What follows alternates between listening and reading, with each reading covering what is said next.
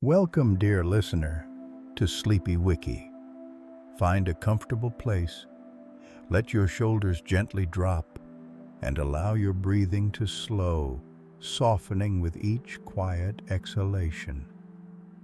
Tonight, we drift into a curious realm, a whisper from the past that sometimes echoes in our present.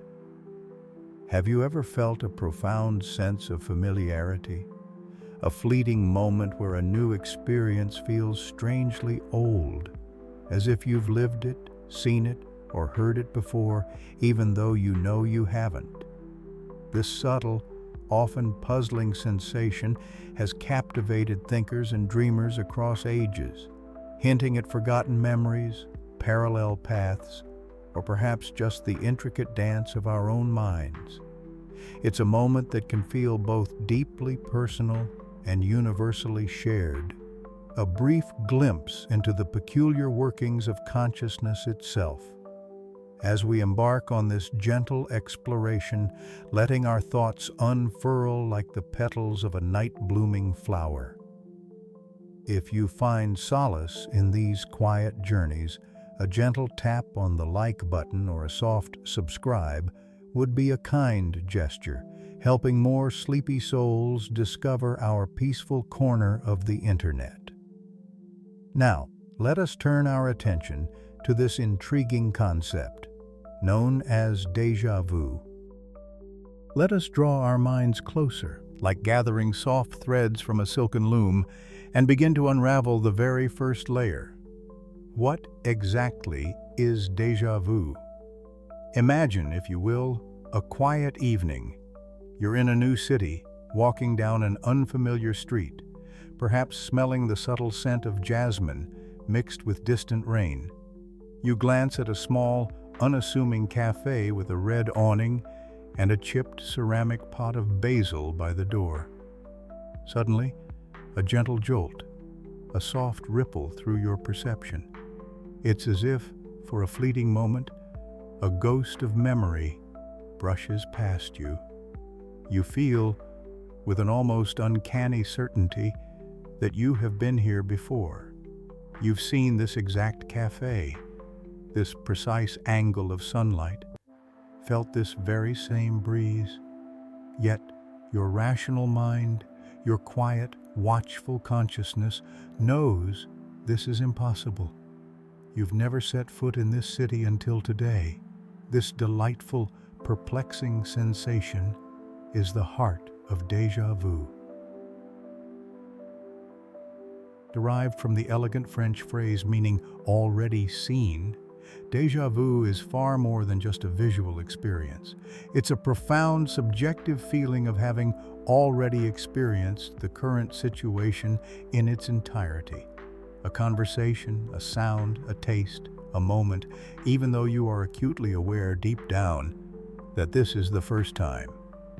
A curious cognitive anomaly, a brief, beautiful discord in the orchestra of our minds.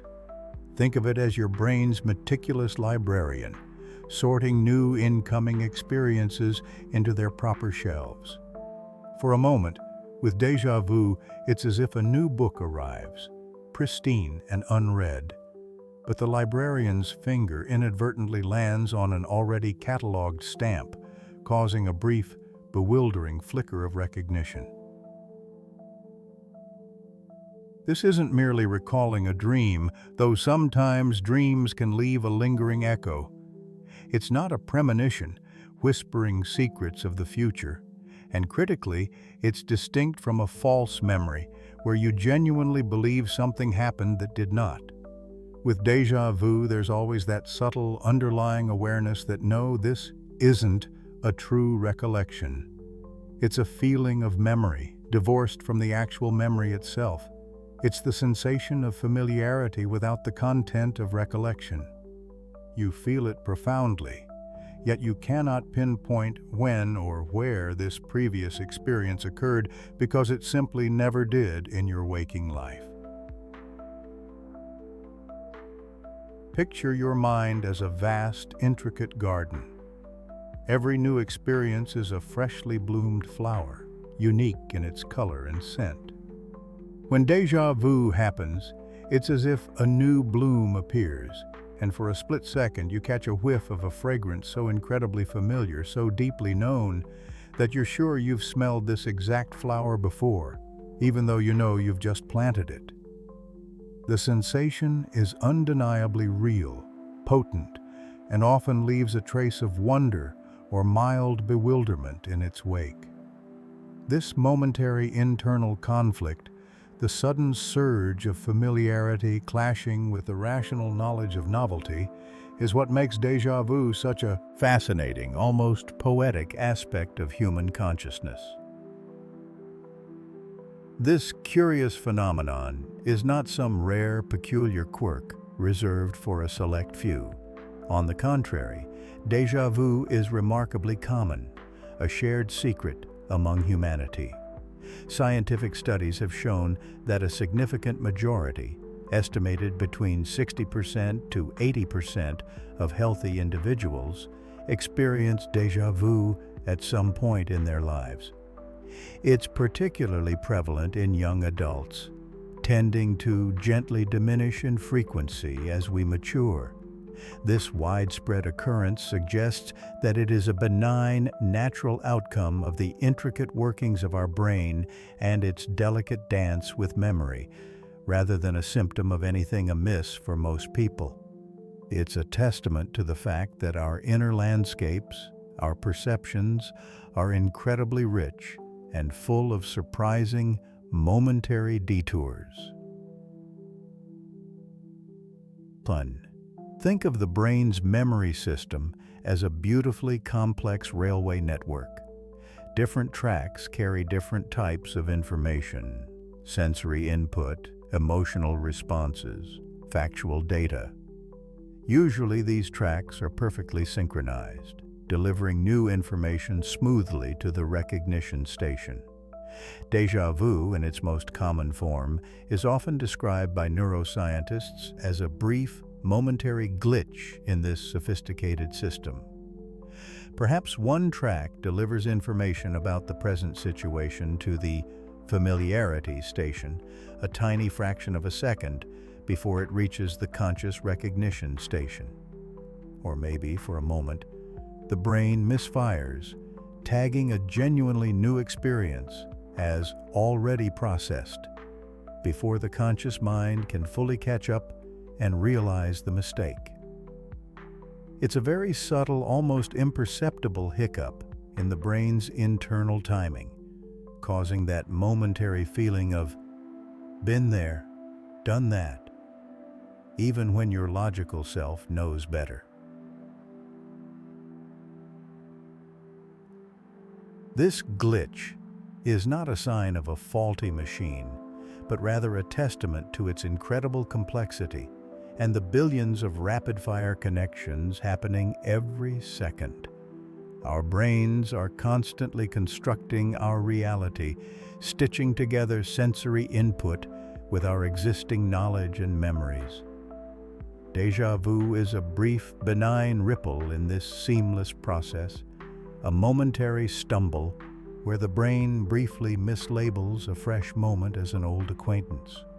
It's a fleeting whisper from the unconscious, a recognition signal sent astray for just an instant. So when that sudden, strange sense of, "I've lived this before," washes over you, remember, it's a testament to the intricate and often poetic way your mind processes the world. It's a shared human experience, a gentle reminder that our perception of time and memory can, at times, play the most delightful and baffling tricks.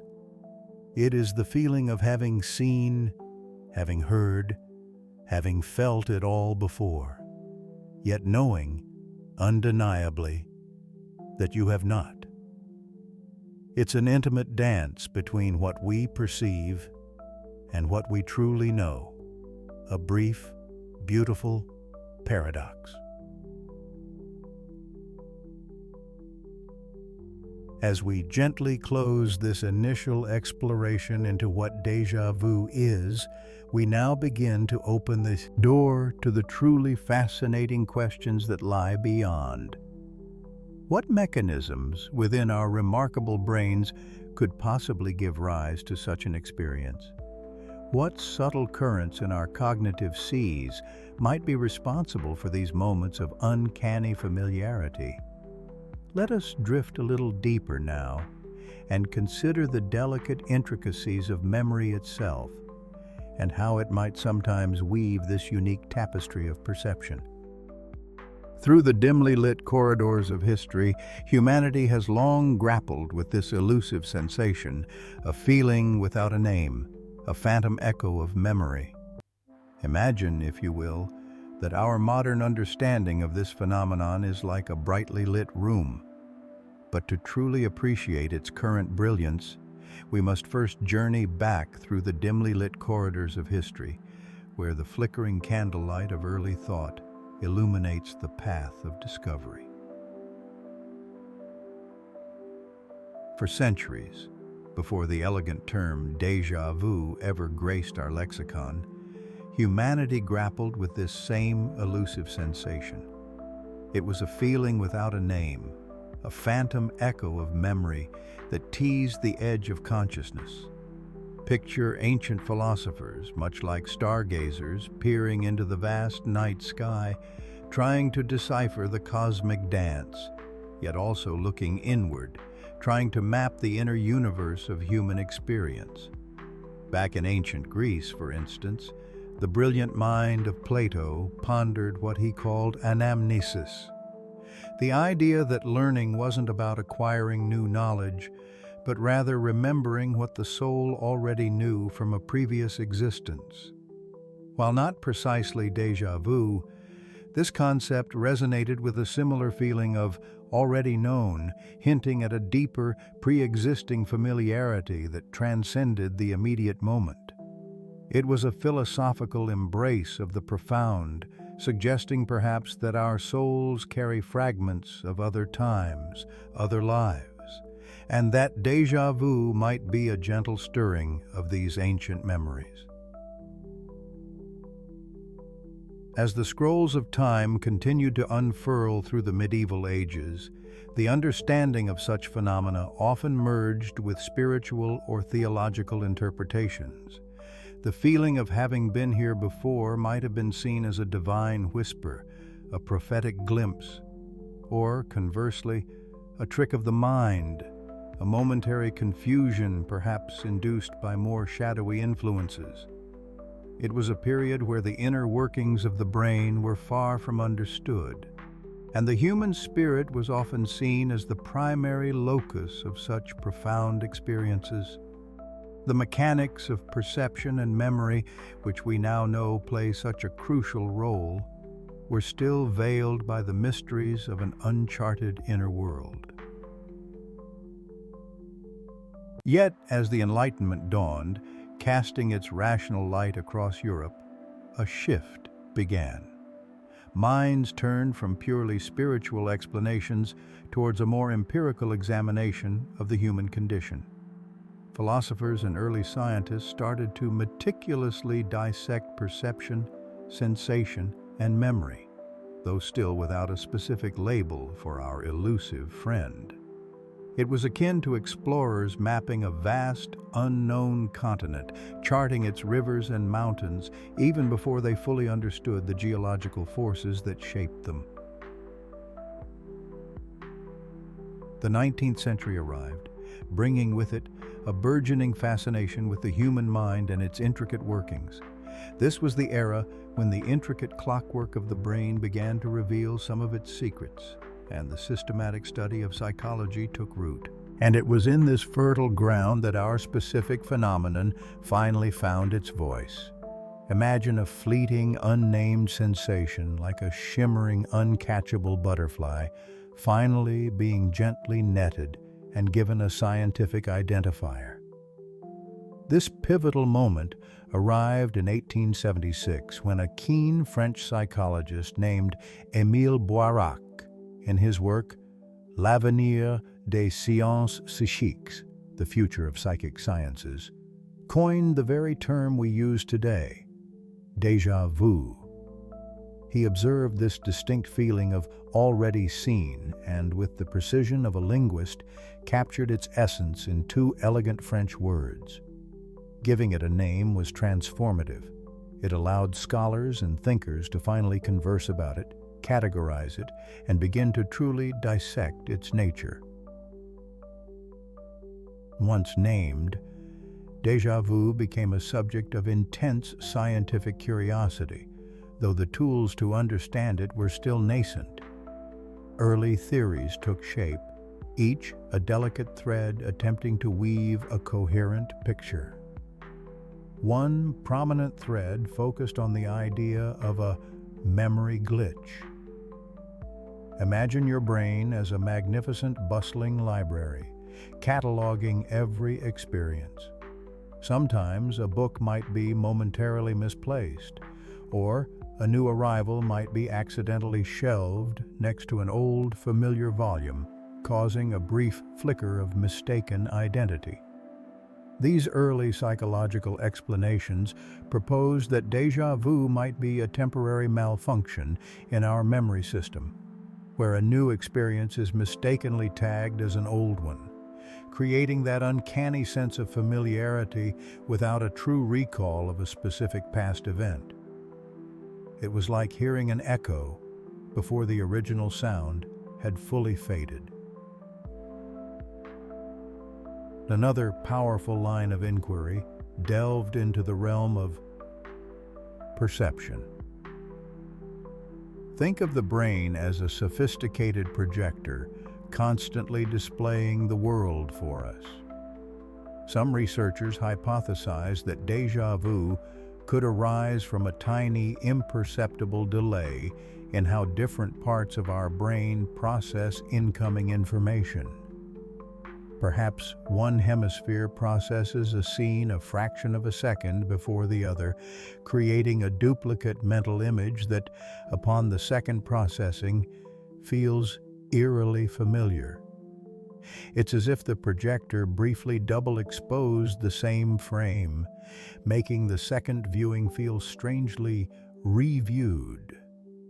These theories, while still early, offered a refreshing naturalistic alternative to purely supernatural explanations. But perhaps one of the most significant early scientific breakthroughs came from the medical field, particularly through the study of epilepsy. Physicians, with their meticulous observations, began to notice a striking pattern. Patients suffering from certain forms of epilepsy, especially those with temporal lobe epilepsy, frequently reported experiencing vivid sensations of déjà vu just before or during their seizures. Think of the temporal lobe as a grand central station for processing memories and emotions. When electrical activity in this part of the brain became erratic, these patients described intense, almost overwhelming episodes of having been here before. Pioneer neurologists like John Hewlings Jackson, a brilliant mind of the late 19th century, meticulously documented these associations, suggesting a powerful, direct link between déjà vu and specific neural activity. This was a crucial scientific fact, shifting the understanding of déjà vu from a purely psychological or philosophical enigma to one rooted in the very physiology of the brain, a short circuit in the delicate wiring that governed our sense of time and familiarity. Even as these neurological insights gained ground, other influential schools of thought continued to explore the psychological depths. The towering figure of Sigmund Freud, with his revolutionary psychoanalytic theories, offered a different lens through which to view déjà vu. For Freud, such peculiar mental events were rarely accidental. He proposed that déjà vu might stem from unconscious desires, repressed memories, or wish fulfillment. It was a fascinating, though often unprovable, journey into the subconscious, suggesting that our hidden psychic landscapes could project feelings of familiarity onto new experiences, connecting them to buried emotional echoes.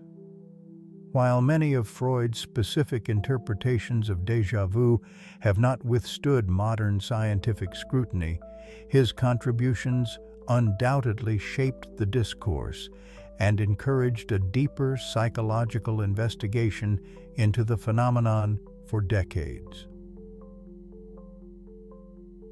As the 19th century gracefully transitioned into the 20th, these diverse threads of understanding, philosophical musings, psychological hypotheses, and burgeoning neurological insights converged and diverged, forming the intricate tapestry upon which our modern understanding of déjà vu is now woven. The stage was set, the questions articulated, and the journey toward truly unlocking the secrets of this phantom familiarity had truly begun. And with these historical roots now gently explored, we can turn our attention to how these early inquiries blossomed into the sophisticated scientific investigations of today, as we next delve into the fascinating neurological underpinnings that shape our contemporary view of déjà vu. These early inquiries into déjà vu's nature led scientists to examine the very machinery of thought itself, the intricate dance of our cognitive processing. Imagine your brain not merely as a supercomputer, but as the most exquisite ancient library you could ever conceive. Each memory, each sensation, a unique volume, meticulously catalogued, cross-referenced, and shelved with care. Most of the time, this grand library functions with breathtaking precision, its inner workings a symphony of interconnected pathways. But sometimes, just sometimes, even in the most perfect library, a tiny anomaly, a fleeting glitch, can ripple through its systems, creating an experience as profound and unsettling as déjà vu. One such whisper of an anomaly might touch upon how our brain processes and stores memories, specifically regarding the source of that information. Think of it like this. You remember the captivating story from a book, vivid and clear, its characters and plot deeply imprinted. But for a moment, you can't quite recall where or when you read it. The context has slipped away. The content is familiar, intensely so, but its origin story is elusive, just out of reach. Scientists sometimes refer to this as source amnesia, or, in more specific instances where an idea feels familiar but its original creation is forgotten, cryptamnesia. In the context of déjà vu, it's as if your brain experiences a present moment, feels an overwhelming sense of familiarity. But the neural tag that would normally say, "This is new, processed right now," gets crossed with a feeling that echoes, "This is old, I've encountered this before," without a specific traceable past event to link it to. It's a memory without its proper anchor, a sensation of knowing without the detailed coordinates. This leads us gently to another intriguing theory, often called the dual process theory of memory, which separates our recognition into two distinct streams. On one hand, we have familiarity, a quick, intuitive gut feeling of knowing, like when you glimpse a face in a crowd and sense, "I know that person, I've seen them before," even if you can't place them. On the other hand, there's recollection, a meticulous, detailed process of retrieving specific information, sifting through mental files for specifics. Ah, yes, that's Sarah, from the coffee shop last Tuesday. She was wearing a blue scarf and talking about her new puppy. Déjà vu, some scientists propose, is when our familiarity detective shouts, "I know this!" with startling conviction, triggered perhaps by certain features of the current scene that resonate deeply with subconscious patterns, while our recollection detective, however, draws a blank, unable to pull up the accompanying details. It's like hearing a melody you absolutely recognize, a tune that resonates deep within your soul, but you just can't place the song's title, the artist, or when you last heard it. The feeling of recognition is powerful, but the details remain frustratingly out of reach. Another delicate anomaly touches upon the very fabric of our attention and consciousness. Picture your awareness, your consciousness, as a gentle, unwavering beam of a lighthouse, sweeping across the vast ocean of incoming information, illuminating the world around you in a steady, continuous stream. Most of the time, this beam is steady, unwavering, processing reality in a smooth, seamless flow. But what if, for just a fraction of a second, so fleeting, so minuscule you wouldn't consciously notice it, that beam flickers? A tiny cosmic blink, a micro-lapse in attention, almost like a brief, imperceptible pause in the film reel of your perception. When the beam illuminates the scene again, your brain might, in that minuscule instant, interpret this brief interruption as two separate instances of processing the exact same information. The initial, faint processing and the subsequent, fully conscious processing become subtly decoupled. It's like seeing the same photograph twice in quick succession, but the second time, a tiny part of your mind whispers, "Wait, haven't I just seen this? This feels like a repeat." Because in a sense, a part of your brain has processed it twice, albeit in a blink and you miss it fashion. Then, there's the truly elegant concept of delayed processing, a ballet of neural signals that, under specific circumstances, can become ever so slightly out of sync. Imagine the intricate choreography of information traveling through your brain's neural pathways. Sensory input, what you see, hear, feel, doesn't arrive as a single, perfectly synchronized wave everywhere at once. Instead, it's a magnificent symphony of signals, each arriving at its designated instrument at slightly different, though usually perfectly coordinated, micro-moments. But what if, for some subtle reason, a crucial piece of this symphony, perhaps the visual input from your eyes, arrives at one part of your brain, a tiny, imperceptible fraction of a second, after another part has already begun to process it? It's like a film reel where two frames, meant to be perfectly aligned to create seamless motion, are ever so slightly out of sync. Your brain then tries to reconcile these two almost identical yet subtly out-of-phase experiences. The first, faster, preview processing might trigger a subconscious sense of familiarity, while the second, fully processed experience arrives moments later, leading to that strange sensation of having just lived it, having just seen it, because a very short internal delay has created a perceived repetition.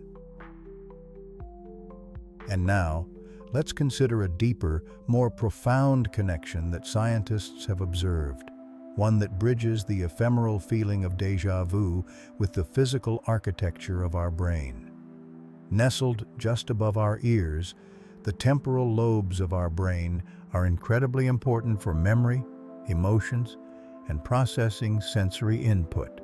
Within these fascinating lobes are crucial structures like the hippocampus, vital for forming new memories, and particularly the rhinal cortices, specifically the perirhinal and entorhinal cortices. These are like the brain's specialized vigilant familiarity detectors. They're constantly scanning the world for known patterns, for anything that resonates with past experiences.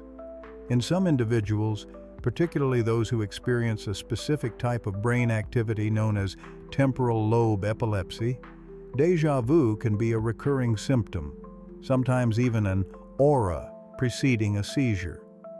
This strongly suggests that a momentary tiny misfiring or an overactive burst of electrical activity in these specific brain regions, particularly those rhinal cortices, might be triggering that intense, unsettling feeling of familiarity.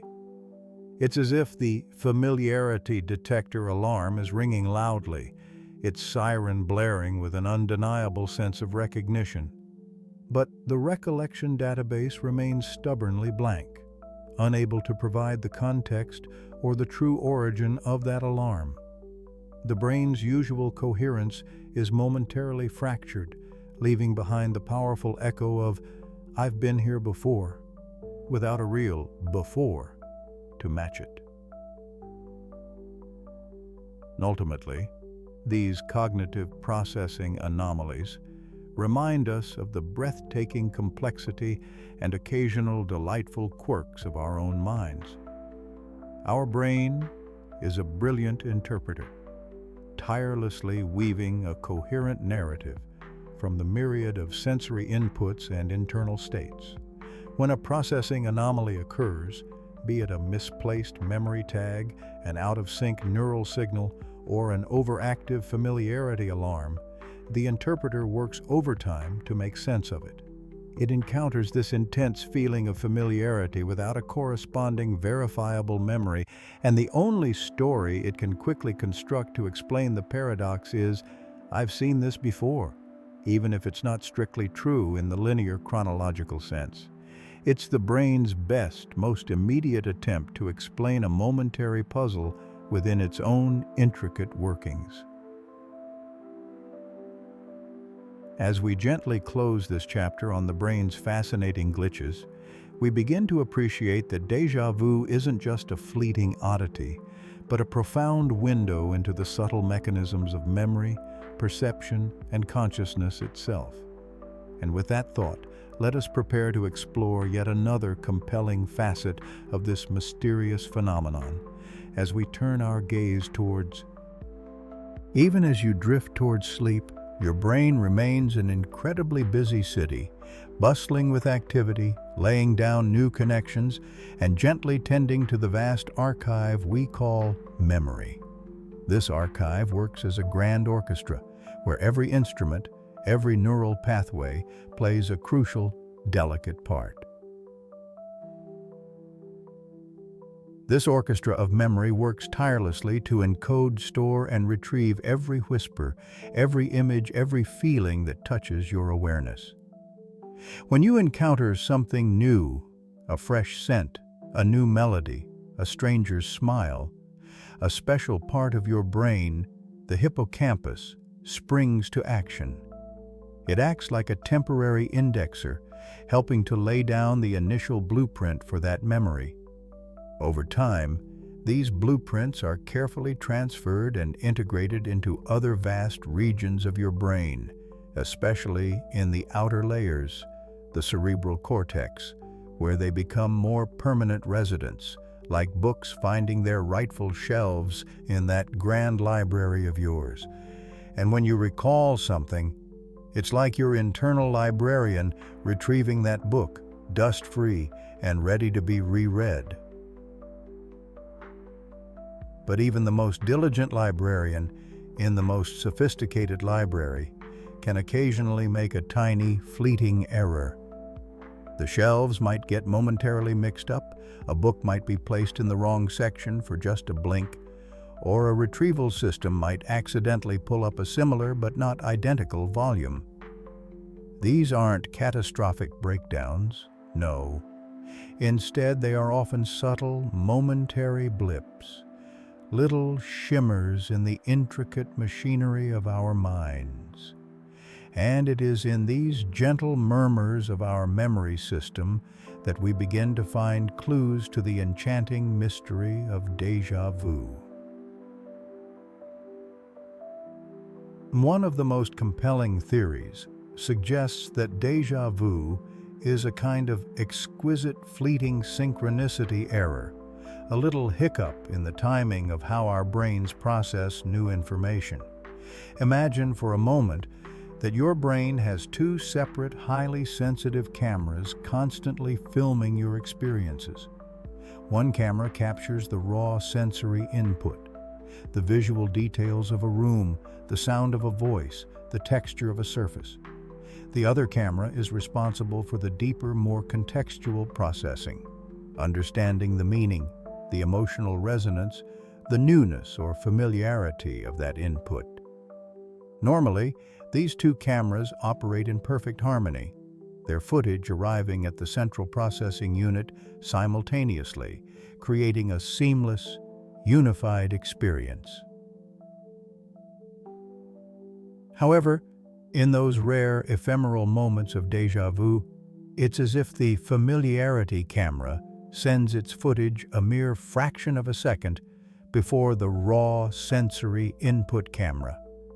You see a new street, a new face, a new arrangement of objects, but a tiny, ancient part of your brain, the temporal lobe, especially an area called the rhinal cortex, has already whispered, "Ah, familiarity," before your conscious mind has fully registered the fresh details.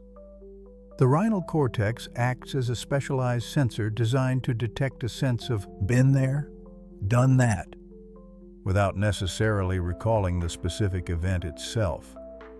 It's the part that knows a tune is familiar without being able to name the song. So, for that fleeting instant, your brain receives the familiarity signal first, creating that odd, disorienting sensation of having lived this exact moment before, even though logically, you know it's impossible. It's a momentary lag, a stutter in the system's elegant rhythm. Think of it as the brain momentarily scrambling its own signals, like a musician in our memory orchestra accidentally playing a single note a beat too early, creating a tiny, almost imperceptible dissonance. This theory, often called the dual processing theory or asynchronous processing, suggests that it's not a memory retrieved from the past, but a momentary glitch in the present processing of new information. Your brain is essentially preloading the feeling of familiarity before the conscious experience catches up, like a movie buffering a split second ahead of the playback. Another gentle explanation lies in how our brains handle the source of our memories. Sometimes, our memory retrieval system, while incredibly powerful, can be a little imprecise, especially when faced with complex, multi-layered information. Imagine our memory librarian, when asked for a specific book, instead hands you a collection of similar-looking books, some of which you've definitely seen parts of before, even if not the exact one you asked for. This is akin to what scientists call source memory errors, or cryptamnesia in its more profound forms.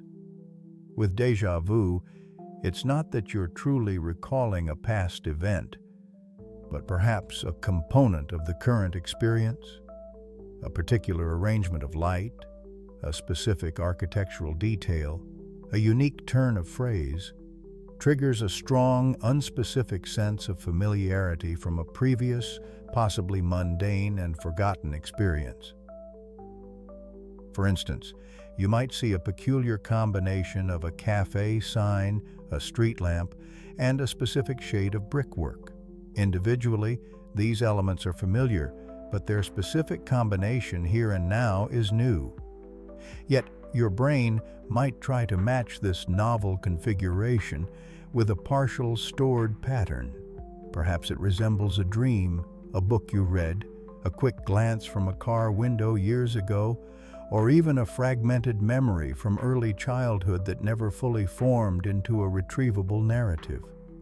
The sense of familiarity arrives, but the source, the when and where of that familiarity, remains elusive, lost in the intricate pathways of your mind. Your brain essentially says, "I've seen something like this before," but mislabels it as, "I've seen this exact thing before." It's a trick of pattern recognition, a subtle misattribution where a strong feeling of familiarity is generated, but without the accompanying context of why it feels familiar. Even more simply, perhaps déjà vu can sometimes arise from a temporary lapse in attention. Imagine you're walking into a room, your mind momentarily wandering, perhaps lost in a daydream. For a fleeting moment, your conscious attention isn't fully engaged. Then, as you fully re-engage with your surroundings, your brain quickly processes the sensory input. Because the initial unconscious processing did occur, when your conscious mind catches up, it's as if you're seeing it for the second time. It's a very rapid re-encoding where the initial hazy impression feels like a memory being retrieved. It's like accidentally hitting record twice very quickly on a mental camcorder. The second recording feels like a playback of the first, even though both are essentially happening in the immediate present. These tiny, beautiful glitches are not signs of a faulty mind, but rather evidence of its extraordinary complexity and constant activity. They show us just how intricately woven our perceptions are, and how delicately balanced the symphony of our memory truly is. They are whispers from the deeper currents of consciousness, reminding us that even in the most ordinary moments, our brains are performing extraordinary feats of computation and interpretation. As we gently explore these fascinating blips and whispers, we uncover not only the mechanics of déjà vu, but also gain a deeper appreciation for the silent work happening within us. And as the night deepens, we'll continue our journey, turning our thoughts to another curious aspect of this phenomenon: how our emotions, dreams, and even our sense of self might intertwine with these fleeting moments of already seen. Within the quiet hum and gentle flicker of our brain's activity, déjà vu truly plays out its ephemeral magic. At the very center of this stage are two important structures nestled deep within our temporal lobes. Imagine, if you will, that your brain is a magnificent, sprawling city at night. Every tiny light is a neuron, sparking with messages, creating the intricate tapestry of your thoughts, feelings, and memories. Most of the time, this city runs with perfect, harmonious efficiency, a silent symphony of electrical impulses and chemical whispers. But sometimes, just sometimes, a tiny light might flicker a little differently. A signal might take a slightly unusual path. And that's where the whispers of déjà vu begin. At the very center of this grand stage are two very important structures, nestled deep within what we call our temporal lobes. These lobes, positioned on either side of our head, just behind our temples, are like the wise old guardians of our memory and sensory experiences. They process everything from the sounds we hear to the faces we recognize, and they are absolutely crucial for understanding our sense of time and place. And it's within these temporal lobes that scientists believe the key to déjà vu resides. Let's zoom in a little further to a tiny seahorse-shaped structure within the temporal lobe called the hippocampus. This structure acts as your brain's meticulous archivist, constantly working to create and store new memories, cataloging every experience, every detail, every emotion you encounter. It's like the save button for your daily life, transforming fleeting moments into lasting recollections. When you learn something new, when you meet someone for the first time, when you visit a new place, your hippocampus is hard at work, encoding that information, preparing it for future retrieval. A healthy, functioning hippocampus allows you to distinguish between what happened yesterday and what is happening right now. But what if, just for a moment, this careful librarian gets a little confused? What if, in a brief flicker of activity, it misfiles a brand new experience as something already tucked away on an old shelf? This subtle misstep in memory, encoding, or retrieval could be one of the gentle sparks of déjà vu. But familiarity isn't always about full, detailed memory retrieval. Sometimes you just feel like you know something, even if you can't quite put your finger on why. That's where another quiet worker steps in, closely related to the hippocampus, the rhinal cortex. This region, particularly the entorhinal and perirhinal cortices, acts like the brain's astute familiarity detector. It gives you that immediate, intuitive sense of recognition, that "I've seen this before" feeling, even before your hippocampus has had a chance to rummage through its archives for the full, detailed memory. It processes the gist of familiarity, often separate from the specific facts.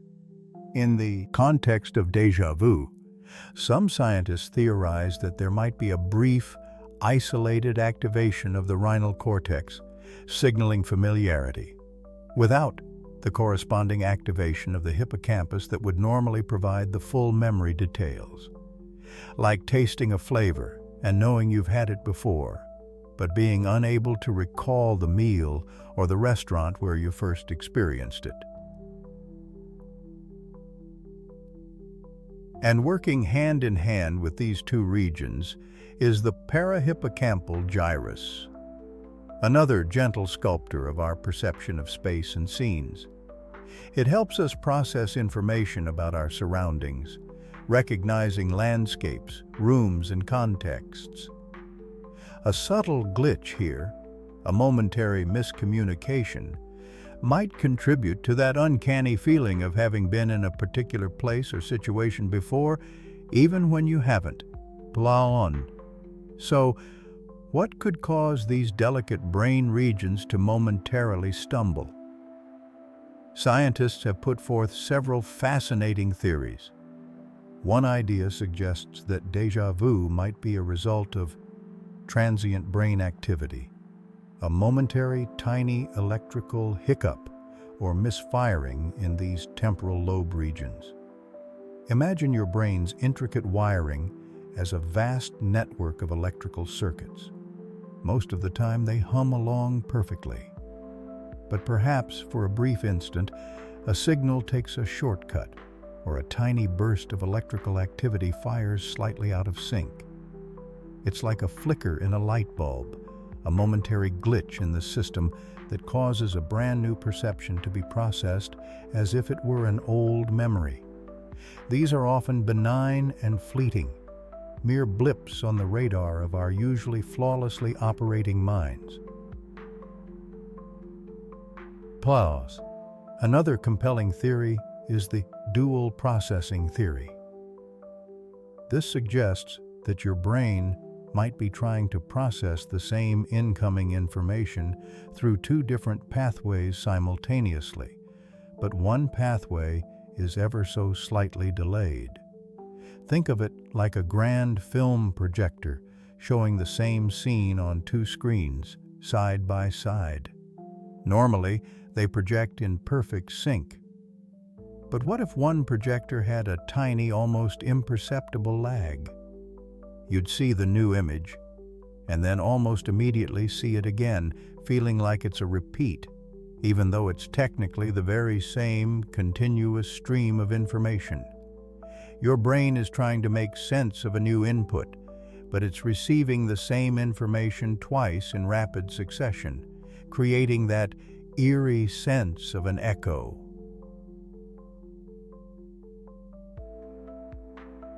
Then there's the intriguing concept of attentional lapses, or split perception. Perhaps in that initial moment of encountering a new scene or situation, your attention is momentarily distracted, only to snap back a split second later. In that brief window, your brain might have registered some details, but not fully encoded them as new. When your attention returns and you fully perceive the scene, your brain processes it as if it's encountering it for the second time, triggering that already seen sensation. It's like glancing at a picture out of the corner of your eye, then turning to look at it directly. The second, full perception can feel like a repeat of the first fleeting glimpse. And finally, some research suggests that déjà vu might be a type of neurological conflict monitoring. Imagine a vigilant internal error checker in your brain, constantly ensuring everything is as it should be. When you experience déjà vu, this error checker, perhaps a region like the anterior cingulate cortex, detects a subtle mismatch, the strong feeling of familiarity from your rhinal cortex, conflicting with the knowledge that this situation is, in fact, novel from other parts of your brain. It's like an internal alarm bell, not necessarily signaling danger, but simply saying, something isn't quite right here. This feels familiar, but I know it's new. This internal conflict is what creates that peculiar, unsettling yet fascinating sensation of déjà vu. Indeed, when scientists have peered into the living brain using tools like fMRI, functional magnetic resonance imaging, or EEG, electroencephalography, they've observed fascinating patterns. While it's tricky to capture the exact moment of spontaneous déjà vu, studies have shown that when people are presented with stimuli designed to evoke a similar feeling, or when déjà vu-like experiences are induced through gentle brain stimulation in patients, there can be notable increases in activity within those very temporal lobe regions we've discussed: the hippocampus, the rhinal cortex, and their surrounding areas. The gentle electrical rhythm of the brain, normally flowing smoothly, might show a subtle momentary shift, a brief synchronicity that echoes the feeling of an old, half-forgotten dream. So, you see, this intriguing phenomenon isn't just a trick of the mind.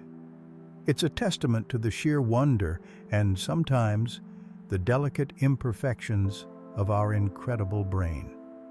It's a fleeting whisper from our own neural networks, reminding us of the silent, ceaseless work that goes into creating our sense of reality. As we drift further into the night, perhaps we can ponder how these delicate structures orchestrate our daily experiences, creating the fabric of our memory and perception. And as we continue our journey, let's next consider how memory itself, that most precious of human faculties, plays such a pivotal role in this curious dance of déjà vu and perhaps other similar experiences. Beyond these specific brain structures lies another layer of explanation: how our brain processes the world moment by moment. Imagine a grand orchestra, each section playing its part, instruments blending to create a symphony. Now, what if, just for a fleeting moment, the strings began a millisecond before the woodwinds, or the percussion hit its beat just a whisper too late? The entire piece would still be recognizable, beautiful even, but there would be a subtle, almost imperceptible disharmony. This gentle discord mirrors what scientists sometimes refer to as split perception and attentional lapses, two fascinating cognitive quirks that can play a quiet role in the familiar whisper of déjà vu. Let us first softly explore the concept of split perception. Our brains are constantly bombarded with information. The light entering our eyes, the sounds reaching our ears, the textures our skin feels, the scents we inhale. This sensory input isn't a single, perfectly synchronized stream, like a neatly packaged gift arriving all at once. Instead, it's more like a delicate mosaic, with each tiny tile, each piece of sensory data, traveling along its own specific neural pathway, arriving at slightly different destinations and at fractionally different moments in time. Think of it as a river with many tributaries, all flowing towards the same grand ocean, but each joining at its own pace. The visual information from your eyes, for instance, travels along one pathway to your visual cortex, while auditory information from your ears journeys along another to your auditory cortex. While these processes are incredibly fast, they are not always absolutely instantaneous or perfectly aligned. Sometimes, one aspect of a scene or an event might register with our consciousness just a tiny fraction of a second before other aspects catch up. Perhaps your brain processes the spatial layout of a room, the position of the furniture, the angle of the light, a fleeting moment before it fully integrates the specific details of the artwork on the wall or the melody playing softly in the background. It's like seeing the outline of a beautiful painting before your eyes have fully focused on the intricate brushstrokes and vibrant colors. When the full, rich picture finally coalesces in your conscious awareness, there's already a faint, pre-existing ghost of familiarity, a recognition of that initial, faster processed fragment. This subtle pre-recognition, born from the asynchronous arrival of sensory data, can feel uncannily like you've experienced the whole scenario before, even though the complete experience is unfolding for the very first time. Your brain, in its valiant effort to assemble a coherent reality, might interpret this fragment of early familiarity as a full-blown memory. Now let's gently shift our gaze to attentional lapses. Imagine your consciousness as a soft, warm spotlight, illuminating only a small, specific area of a vast, darkened stage. Your focused attention, the precious, limited resource that allows you to consciously process the world around you. We cannot possibly attend to every single detail of our environment at all times. Our brains would be overwhelmed. So, we filter, we select, we prioritize.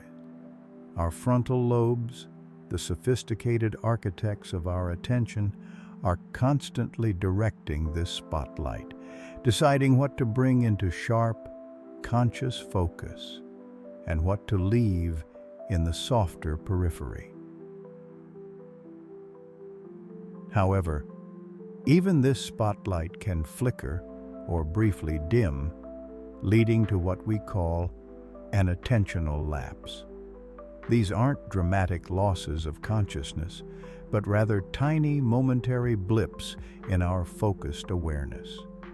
During such a lapse, our brain might still register information from our surroundings, Our sensory systems are still taking in data, but that information isn't fully processed by our conscious, attentive mind. It's like a library, where books are being checked in, but the librarian is momentarily distracted, perhaps gazing out a window, so the details of the book aren't fully noted and cataloged in the conscious mind. This preconscious or implicit processing means the information is stored in our memory system, perhaps in regions like the perirhinal cortex, which is particularly good at recognizing object familiarity, but without our conscious knowledge or explicit recall. So, picture this scenario. You walk into a room, perhaps a new coffee shop, and your attention, that gentle spotlight, is momentarily diverted. Maybe you're lost in thought, checking your phone, or simply a little tired. Your eyes still sweep across the room, the vintage furniture, the intricate patterns on the wallpaper, the scent of coffee, and your brain implicitly takes it all in, logging this sensory data in the background, a silent recording being made. But because your conscious attention was elsewhere, you didn't fully experience or encode it with explicit awareness. A few moments later, your attention snaps back into focus, the spotlight brightens, and you consciously look around the room again. Now, the information that was implicitly recorded just moments before suddenly confronts your conscious mind. The brain has two signals, one saying, "I've registered this before," from the implicit processing, and another saying, "I'm experiencing this consciously for the first time," from the fresh, attentive scan. The brain attempts to reconcile these two conflicting signals, and in that brief, bewildering moment, the feeling of déjà vu washes over you. That strange sense of having lived this very instant before, even though you know you haven't. Both split perception, where elements of a scene arrive at consciousness at slightly different times, and attentional lapses, where initial processing occurs without full conscious awareness, highlight the exquisite and sometimes quirky ways our brains construct our reality. These aren't flaws, but rather fascinating insights into the intricate dance between our senses, our attention, and our memory systems. They remind us that the world we perceive is not a perfect mirror of external reality, but a carefully curated and assembled experience, rich with subtle nuances and fleeting echoes of processing. As we continue to gently unravel the mysteries of déjà vu, we'll discover that this unique sensation is not a single, simple phenomenon, but rather a confluence of many such subtle cognitive processes. And so, as we allow these ideas to settle gently in our minds, let us prepare to drift a little deeper into another intriguing possibility, a different kind of familiarity that might explain the enduring enigma of déjà vu. And so, as the day's adventures slowly drift away like leaves on a gentle stream, we find ourselves pondering those peculiar whispers that sometimes grace our minds. The feeling of déjà vu. We've explored the subtle shifts in our brain's electrical currents, but tonight, let's turn our gaze inward, into the marvelous, intricate architecture of our own minds, to understand the psychological theories that attempt to unravel this curious sensation. Imagine your mind as an incredibly vast and meticulously organized library, one that constantly receives, processes, and files away every single book of experience you encounter, every sight, every sound, every conversation, every emotion. Each is a unique volume. But even in the most perfect library, sometimes a book can play a little trick on us. One of the most compelling psychological explanations for déjà vu revolves around what cognitive psychologists call the dual process theory of recognition. When you encounter something new, your brain does two things. First, it senses a general familiarity, a quick gut feeling, like recognizing a book's cover without recalling its contents. Second, it attempts recollection, a deeper dive into specific details. Ah, yes, I remember reading this on a rainy Tuesday morning last year, and I bought it from that little shop downtown.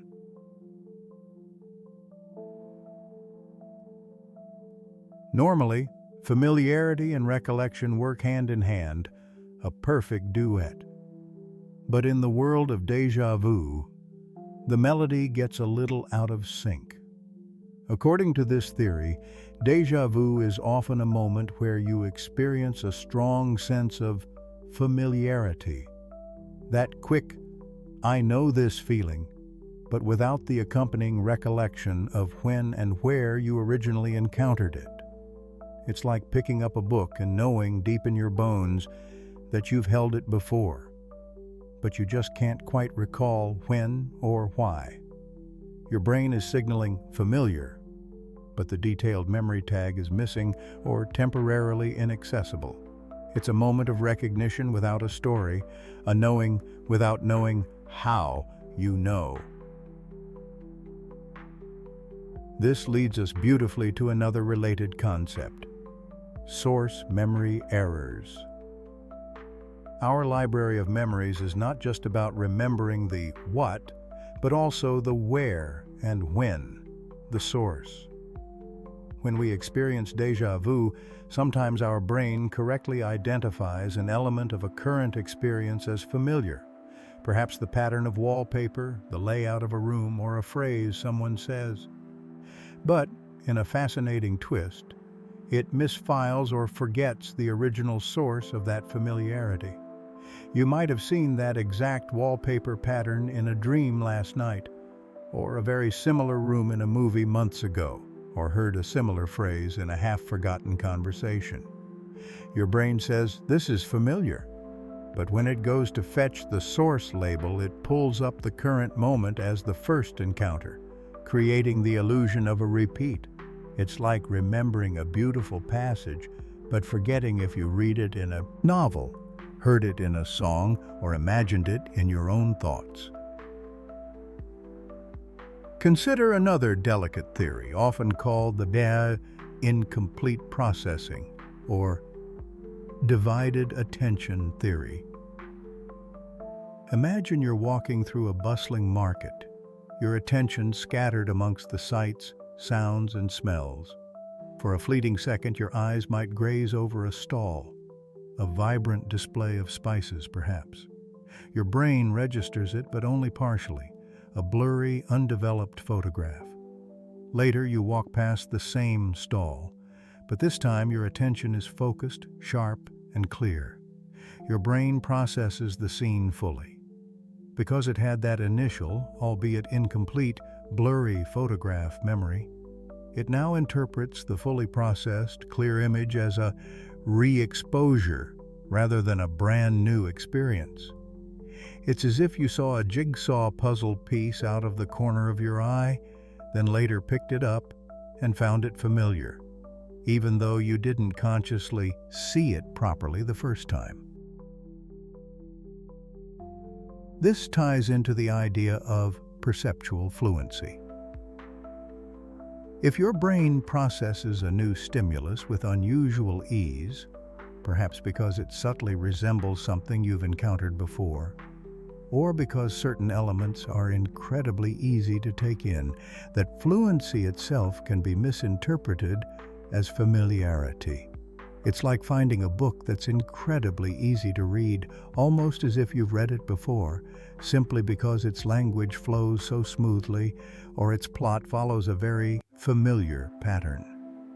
Your brain feels a rightness that it mistakenly attributes to prior experience, rather than just efficient processing. So, you see, these psychological theories suggest that déjà vu isn't a glitch in the matrix, but rather a fascinating interplay of how our incredible minds categorize, retrieve, and sometimes, momentarily, misattribute information. It speaks to the complexity of our memory systems, our attentional focus, and the subtle ways our brains try to make sense of the constant stream of new experiences.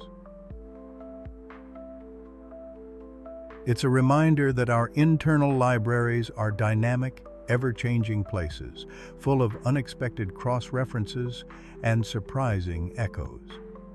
And sometimes, these echoes create a moment of wonder, a gentle reminder of the intricate dance happening beneath the surface of our awareness. Next, let's drift a little further into the mind's landscape and consider how our brain's architecture itself might contribute to these fleeting moments, exploring the fascinating insights offered by neurological perspectives on déjà vu. For many, this fleeting sensation isn't merely a cognitive quirk or neural glitch. It feels more. It whispers of secrets held beyond the veil of our everyday knowing, prompting questions that have echoed through philosophy and faith for centuries. It whispers of secrets held beyond the veil of our everyday knowing, prompting questions that have echoed through philosophy and faith for centuries. Imagine, if you will, standing at the edge of a vast, ancient forest. The air is still, heavy with the scent of damp earth and unseen blossoms. Suddenly, a breeze stirs, carrying with it a faint, familiar melody, a tune you've never consciously heard in this life, yet it resonates deep within your bones. For some, déjà vu is precisely this kind of ethereal melody, an echo from a forgotten past, a resonant chord from a life lived before this one. The idea of reincarnation, of souls cycling through different existences, finds a natural home in the experience of déjà vu. It suggests that perhaps in that sudden flash of familiarity, we are brushing against a memory etched onto the very fabric of our being, a memory from another time, another body, another dawn. This interpretation doesn't just offer an explanation, it offers profound comfort and continuity, a sense that our story stretches far beyond the confines of this single existence. Then there are those who interpret déjà vu as a gentle nudge from the universe, a moment of precognition, or a spiritual sign. Picture yourself walking into a new place, a cafe perhaps, or a quiet park bench, and for a fleeting second, it feels as though you've already dreamed this very moment, that you somehow knew it would unfold exactly as it is. This interpretation lends a mystical grandeur to the experience, implying a subtle ability to glimpse the future, or to receive messages from a higher consciousness, a divine architect weaving the tapestry of time. It transforms a momentary oddity into a profound connection, a sign that the universe is communicating with us in subtle, often overlooked ways, a whisper of destiny or a confirmation of our path. Yet, as the gentle lamplight of science illuminates these profound human questions, it offers its own fascinating perspectives, not to diminish the wonder, but to deepen our understanding of the intricate machinery within our own heads. What if that feeling of having lived before or seen the future is not an echo from another life, but rather a sophisticated, albeit sometimes quirky, function of our own amazing brain? Our memories, you see, are not perfect video recordings, stored away untouched until retrieval. Instead, They are more like skilled artisans, constantly reconstructing, weaving together threads of information each time we recall something. This process, known as memory reconstruction, means that what we remember can sometimes be subtly different from what actually happened, or even subtly influenced by our present state. Consider the brain's remarkable ability for pattern recognition. It is constantly sifting through sensory input, trying to make sense of the world, to find similarities, and anticipate what comes next. Sometimes, in its zeal to connect the dots, our brain might encounter a new scene, a new conversation, or a new aroma, and quickly identify subtle similarities to something encountered before, perhaps a similar arrangement of furniture, a similar tone of voice, or a faint scent previously encountered in an entirely different context. This rapid unconscious matching can trigger that powerful feeling of familiarity, even when the actual specific memory of the prior event is missing. The feeling arrives before the reason why, creating that sense of uncanny recognition without specific recall. This leads us to the scientific concept of source monitoring errors. Imagine your brain as a meticulous librarian, not just storing books, memories, but also diligently cataloging where each book came from, when it was acquired, and under what circumstances. A source monitoring error is like this librarian misplacing the source card for a book. You know you've read the book, the content is familiar, but you cannot for the life of you remember where or when you acquired it. In the context of déjà vu, your brain receives sensory input, the layout of a room, a particular phrase, and correctly identifies a strong feeling of familiarity. However, the crucial information about when or where you encountered that similar pattern before is momentarily inaccessible or misattributed. It might have been from a fleeting glance at a photograph years ago, a description in a book, or even a scene from a dream that has since faded from conscious recollection. The feeling of "I've been here before" remains potent and inexplicable, because the how and when are missing from the immediate conscious retrieval. Neuroscience also points to the temporal lobes of our brain, particularly the medial temporal lobe, as a key player in déjà vu. This region is intimately involved in memory formation and retrieval, and particularly in generating the feeling of familiarity.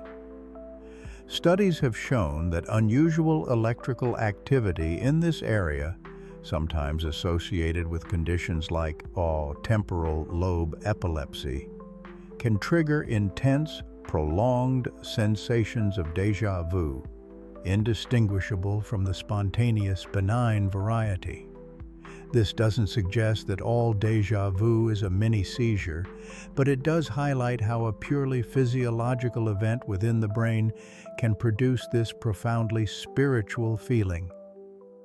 It demonstrates that the feeling of otherworldliness can have a very real, very physical origin, rooted in the intricate dance of neurons and electrical impulses. And what of the idea of déjà vu as a glitch in the matrix, a momentary flicker in a simulated reality? While this is a fascinating modern philosophical concept, science approaches our perception of reality through the lens of our senses and our brain's interpretation. Our brains are constantly constructing our reality from fragmented sensory input, predicting and filling in gaps. A momentary hiccup in this intricate construction process, a slight desynchronization between how different parts of the brain process incoming information, or a momentary delay in one neural pathway compared to another, could create a subjective experience that feels like a momentary pause or rewind in the flow of time, a momentary crack in the seamless illusion of reality our brains so expertly craft for us. It's not an external glitch, but an internal one, a whisper from our own operating system. So, whether you lean towards the spiritual echoes of past lives and precognition, or find wonder in the intricate, sometimes mischievous workings of our own amazing brains, déjà vu remains a deeply personal and intriguing phenomenon. It continues to inspire awe, prompting us to ponder the very nature of memory, perception, and the elusive fabric of time itself. And as we gently drift from these profound interpretations, we prepare to explore how cultures across the globe have understood and articulated this curious sensation, revealing a shared human experience that transcends language and belief. The feeling of déjà vu is a truly curious guest in the quiet chambers of our minds. It's not merely a thought, but a whole experience, often shimmering with an almost dreamlike quality. Picture a moment unfolding before you, a specific conversation perhaps, or a particular arrangement of objects, or the way light falls through a window. Suddenly, you turn a corner, and there, before you, is a scene unfolding, a specific conversation perhaps, or a particular arrangement of objects, or even the way light falls through a window. In that instant, a profound sense of recognition washes over you, a whisper in the mind's ear insisting, "I have been here before. I have seen this exact moment." Yet, as strongly as this familiarity resonates, your mind simultaneously searches for the precise memory, the date, the time, the context of this previous encounter, and it finds nothing. It's like hearing a perfectly familiar melody, humming it along, knowing every note, but being utterly unable to recall the song's title or where you first heard it. This is the subjective heart of déjà vu, an intense feeling of familiarity without the conscious recall of the originating event. It's a phantom echo, a memory that feels real but has no anchor in your personal timeline. What emotions does this curious mental ripple stir within us? Often, it's a gentle blend of surprise and mild confusion. A soft, internal chuckle might escape, as if the universe has played a tiny, benign trick. For some, there's a fleeting sense of wonder, a brief opening to the mysterious, a thought of, could this be a premonition? A glimpse into another life? But for most, it's a momentary pause, an oddity that sparks a flicker of curiosity before fading as quickly as it arose. It's rarely unsettling in a frightening way, more like a pleasant jolt, a brief moment where the fabric of reality feels just a little bit out of sync, like a movie reel skipping a frame, then continuing as if nothing happened. This unique emotional signature, this blend of familiarity, confusion, and fleeting wonder, is central to the human experience of déjà vu, where profound familiarity meets the absence of specific recall. Science leans in, shining its gentle light into the brain's inner workings. Our brains are magnificent architects of memory, constantly building and rebuilding our understanding of the world. Two key players in this intricate construction are the hippocampus and the perirenal cortex. Think of your hippocampus as the skilled master builder, responsible for creating new declarative memories, the memories of facts and events. It's the part that says, aha, this is a novel experience. Let's record it. The perirhinal cortex, on the other hand, is like a wise, seasoned art appraiser specializing in judging familiarity.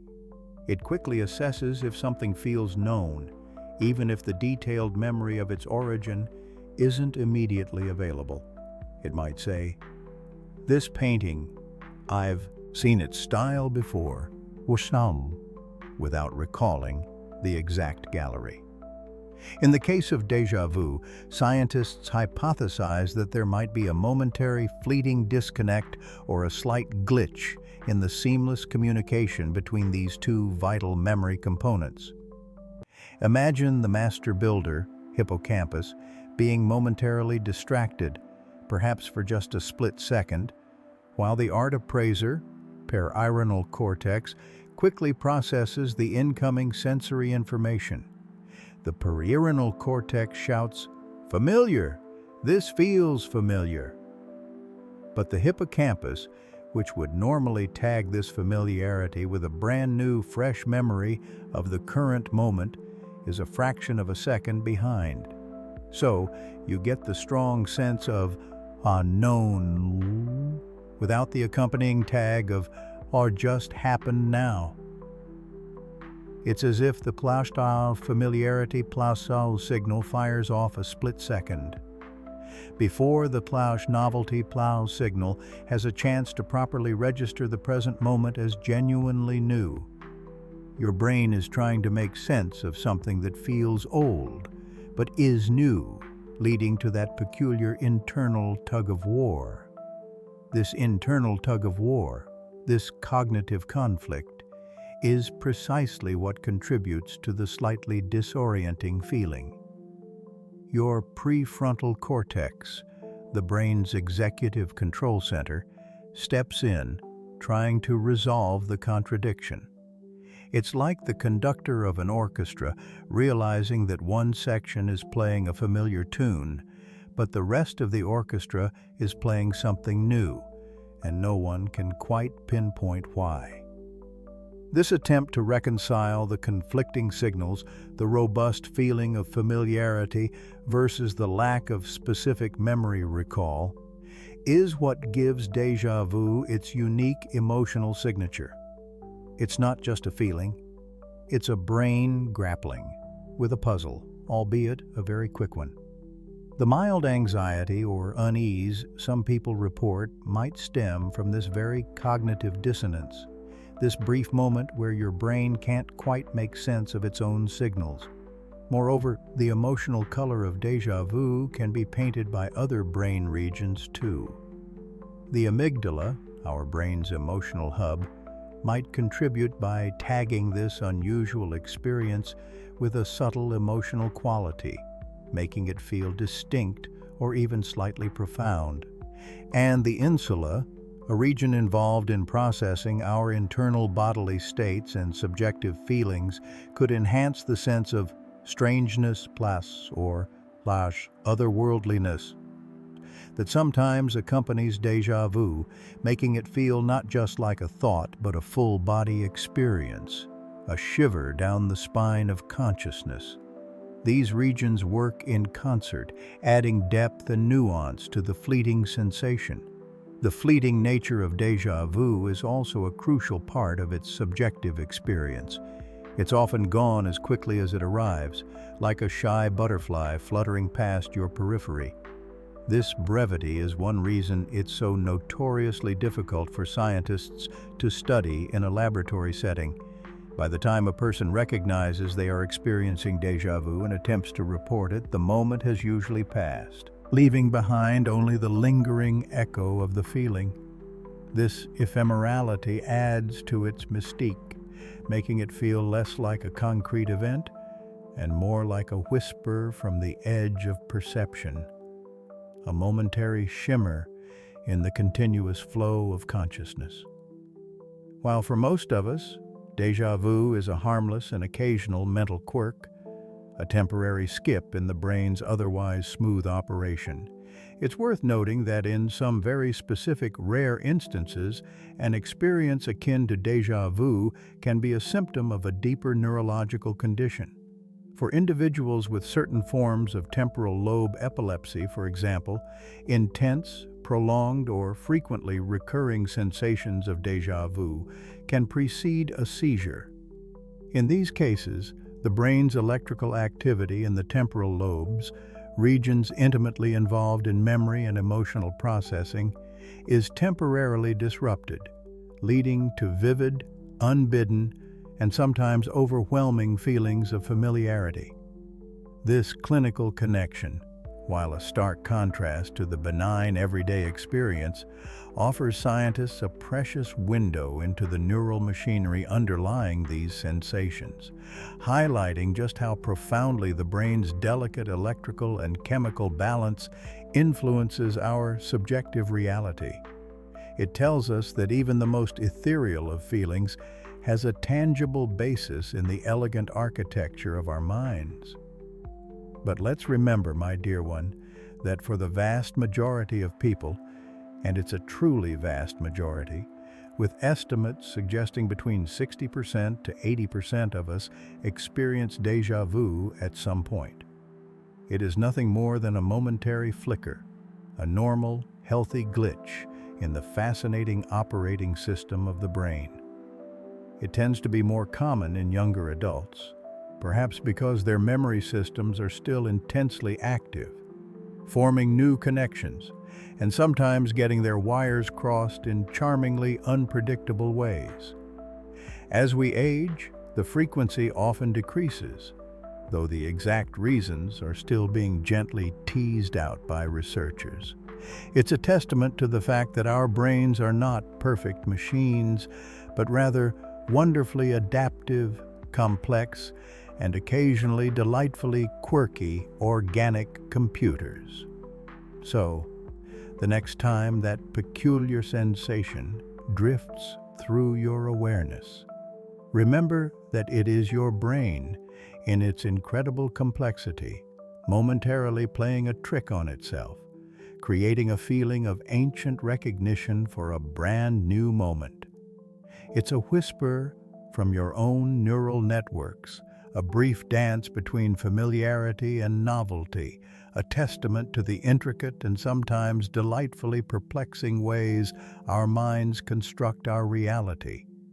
As we drift deeper into the night, let's consider how these subtle glitches, these momentary skips in our perception, aren't just isolated phenomena, but often intertwined with the very fabric of our memory itself, revealing even more about how our brains store and retrieve the tapestry of our past.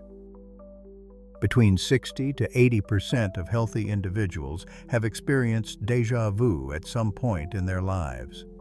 This remarkable prevalence reveals fascinating patterns about who experiences this phenomenon and when.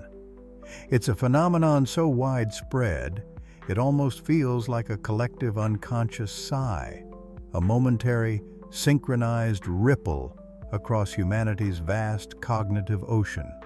Studies, much like patient astronomers tracking distant stars, have observed this pattern across vast human populations, revealing that between 60 to 80% of healthy individuals, a significant majority, have felt its fleeting touch.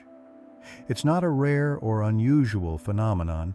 Rather, it's a common flicker in the landscape of human consciousness, a brief, shared secret among billions of minds, weaving itself into the fabric of ordinary existence. But this whisper, this familiar echo, doesn't sound with the same clarity for everyone at every stage of life's grand journey.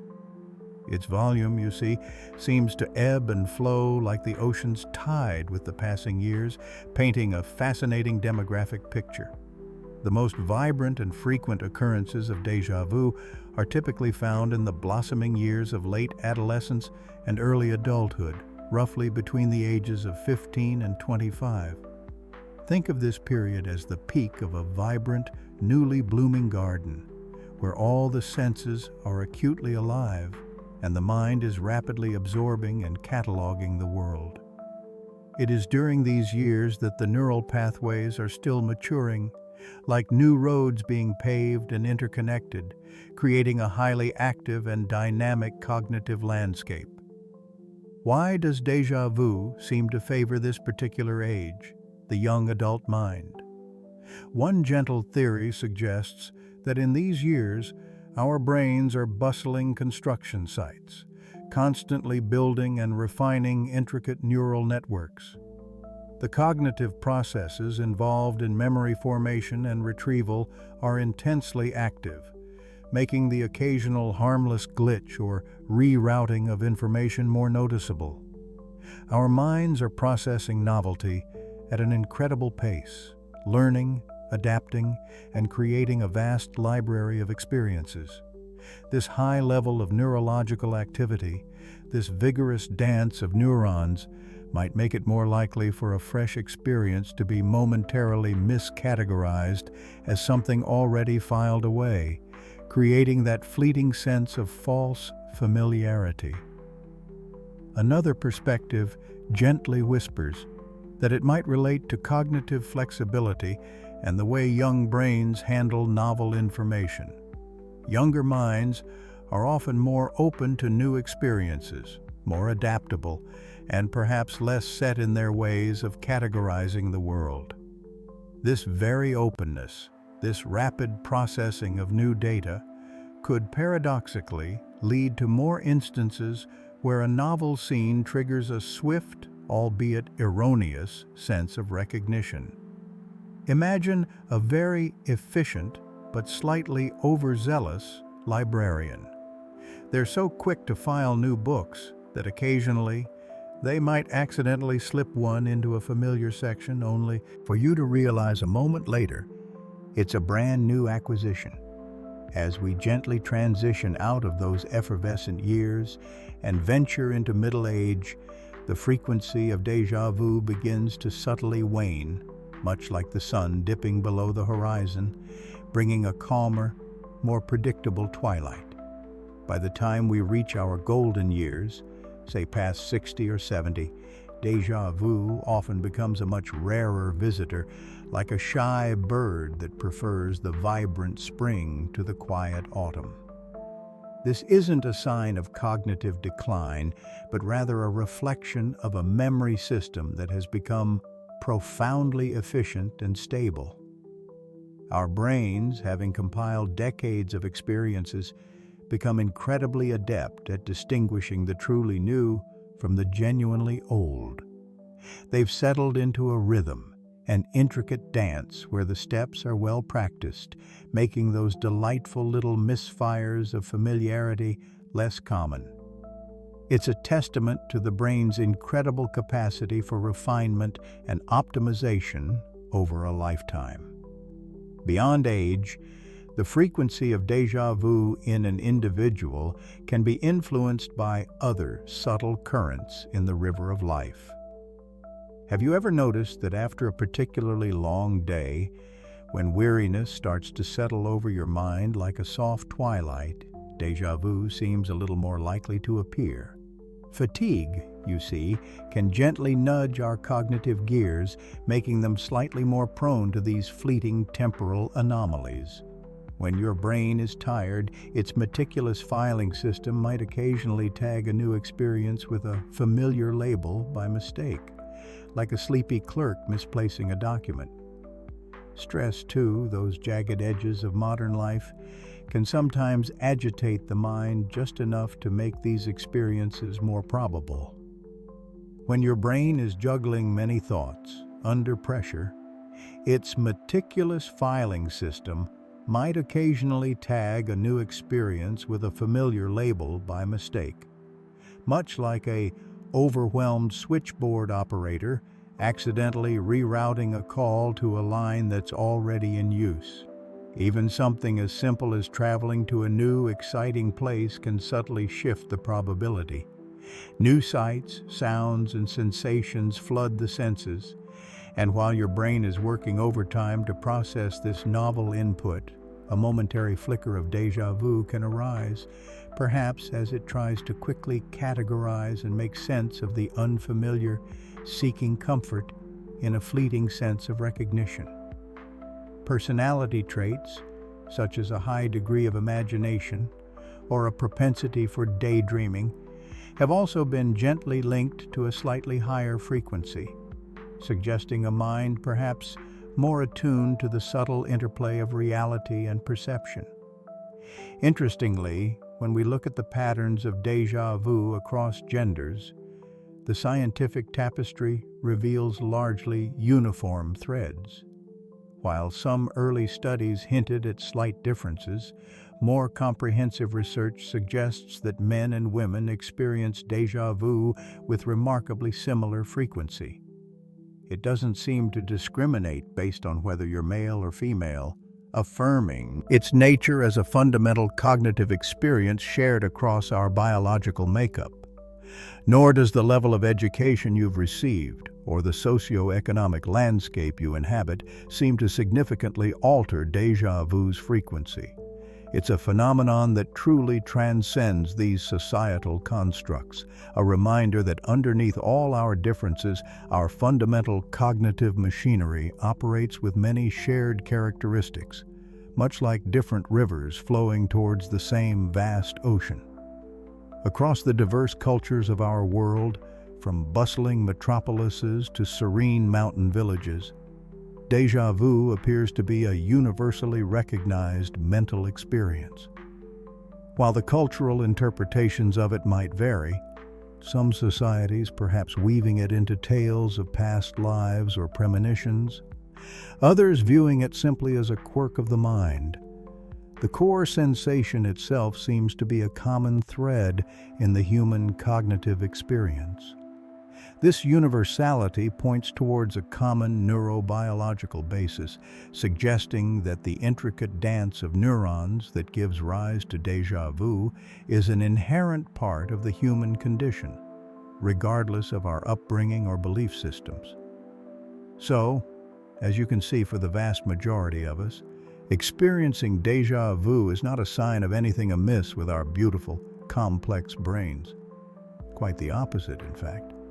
It's often interpreted as a fleeting glimpse into the sophisticated inner workings of our memory systems, a little cognitive hiccup that demonstrates just how actively our brains are constantly working to perceive, categorize, and recall the world around us.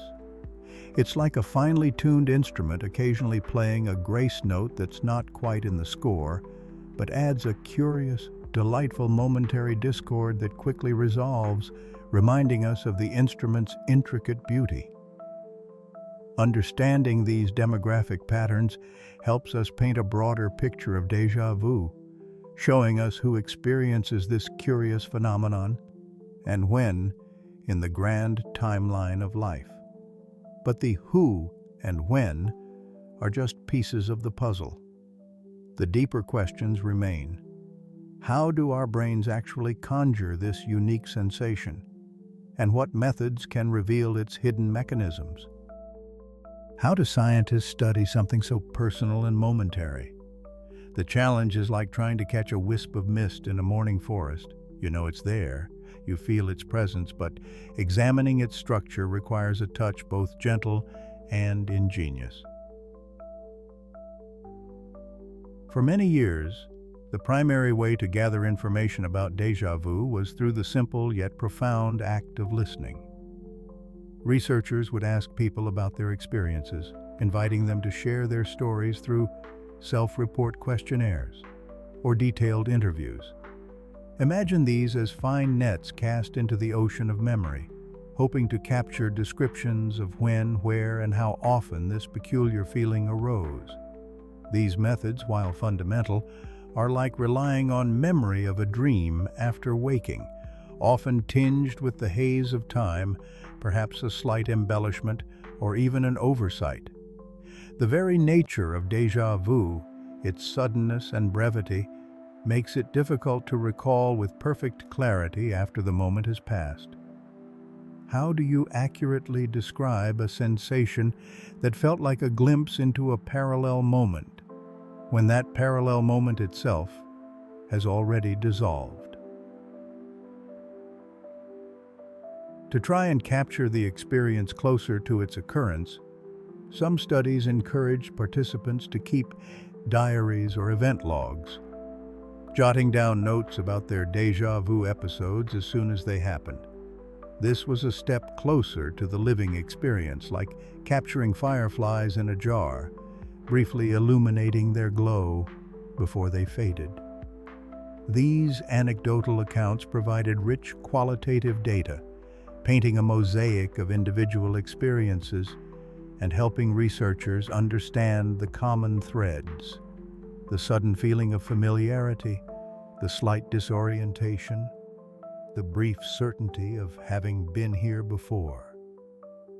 But still, the challenge remained: how to observe this phenomenon under controlled conditions, how to move beyond just listening to stories and actually see it unfold, or even create it. The true leap in methodology came with the advent of experimental induction. This is where the ingenuity of science truly shines, like a clever gardener learning to coax a rare blossom into blooming on demand. Scientists began to build miniature universes, carefully constructed environments designed to elicit that specific, elusive feeling of déjà vu. The goal wasn't to force the experience, but to create the conditions under which it might naturally arise, allowing for systematic observation. One of the most exciting tools in this endeavor is virtual reality, VR. Picture a participant stepping into a carefully crafted digital world, perhaps a sprawling garden maze or a series of interconnected rooms. In this virtual realm, researchers can control every detail, every pathway, every object. They might lead a participant through a specific sequence of turns, past a distinctive fountain, then a unique archway. After a short break, they might lead the participant through the exact same sequence of turns, past the exact same fountain and archway. The trick, however, is that they might subtly alter a minor detail, perhaps the color of a flower, or the texture of a wall, just enough to make it different, but not so much that the participant consciously notices the change. The hypothesis here is that the brain registers the deep structural familiarity of the scene, the pattern of movements, the overall gist of the environment, even if the conscious mind struggles to pinpoint why it feels so familiar.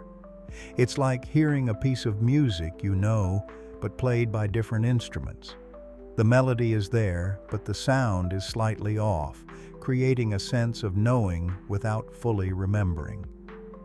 In these VR experiments, participants are often asked to press a button the moment they feel that peculiar sensation of déjà vu, enabling researchers to mark the precise instant and correlate it with the subtle manipulations they've introduced. It's an elegant way to disentangle the feeling of familiarity from actual conscious memory recall. Beyond VR, other experimental paradigms have been developed to induce a sense of déjà vu, often by manipulating how our memory systems work. Some research involves memory induction tasks that play on the brain's tendency to recognize patterns or gist rather than precise details. For example, participants might be shown a list of words, all subtly related to a common theme, like bed, rest, pillow, dream. But the central theme word itself, sleep, is never shown. Later, if sleep is presented, participants might experience a strong sense of familiarity, even déjà vu, because their brain has already processed the underlying concept, even if they don't consciously recall seeing the word itself. It's like recognizing the scent of rain without ever seeing the cloud it came from. Another technique involves what's called Scene familiarity manipulation. Researchers might present novel scenes that share a similar spatial layout or architectural style to scenes viewed hours or days earlier, but are not identical. The brain, being a master pattern matcher, recognizes the underlying structure, creating that seen-it-before feeling without a specific memory to back it up. These carefully designed scenarios are akin to setting up a perfect stage, where the actors of memory and familiarity can perform, allowing scientists to observe their delicate interplay. But what happens inside the brain when déjà vu strikes? This is where the sophisticated tools of neuroimaging come into play, offering a glimpse into the very electrical and chemical symphony occurring in our minds.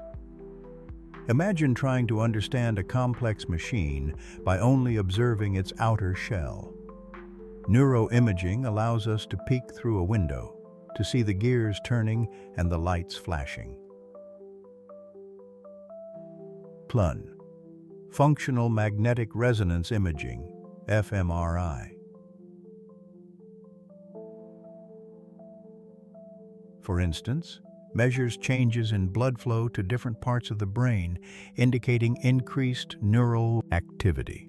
During induced déjà vu, researchers have used fMRI to observe activity in specific brain regions known to be crucial for memory and familiarity processing, particularly within the medial temporal lobe, which includes structures like the hippocampus and rhinal cortex. These are the brain's internal librarians, sorting and cataloging our experiences.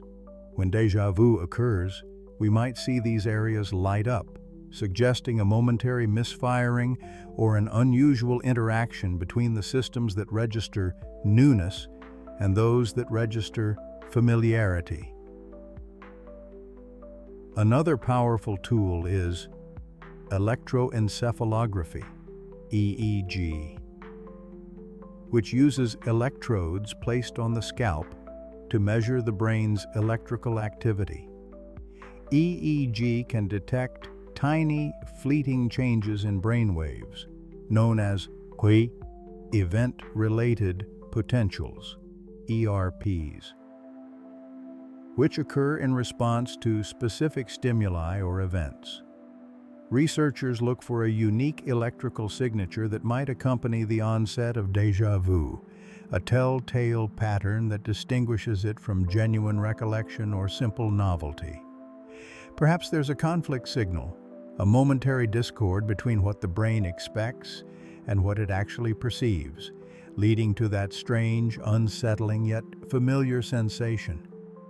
It's like listening to the hidden whispers of the brain, trying to decipher a secret code.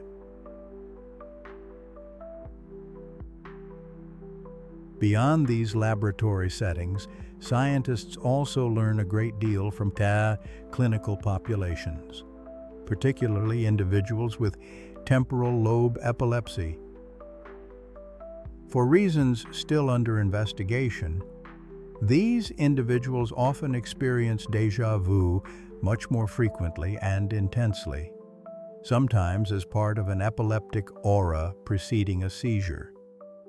Their brains, in a sense, offer a natural magnifying glass into the mechanisms of déjà vu. By studying the specific brain regions affected by their epilepsy and observing the conditions under which their déjà vu episodes occur, researchers can gain invaluable insights into the neural circuits that might be momentarily short-circuiting or misfiring in all of us during a spontaneous déjà vu event. It's like finding a broken piece of a puzzle that helps you understand the whole picture. So, while déjà vu remains a deeply personal and often mystifying experience, these current research methodologies, from the careful listening of self-reports and diaries to the immersive worlds of virtual reality, the clever tricks of memory induction, and the deep insights from neuroimaging and clinical studies, are slowly, patiently, and creatively chipping away at its enigma. Each method offers a unique lens, allowing scientists to piece together a clearer picture of this peculiar mental echo. And as these diligent researchers continue to refine their methods, they bring us closer to understanding not just the what and when of déjà vu, but the very how and why it arises within the intricate tapestry of our minds. What insights are these clever approaches actually revealing? What theories are beginning to take shape from all this careful observation? Let's gently turn our attention to the fascinating hypotheses emerging from these very investigations, shining a little light on the paths our minds might be traversing when déjà vu whispers its familiar secret. The journey we've shared tonight, dear listener, has taken us through the familiar yet mysterious landscapes of déjà vu. We've drifted through theories, old and new, glimpsing the delicate dance between memory and perception. But just as the stars above are constant yet ever revealing new wonders to the patient observer, so too does the scientific exploration of déjà vu continue to evolve, promising even deeper insights into this fleeting yet profound mental ripple.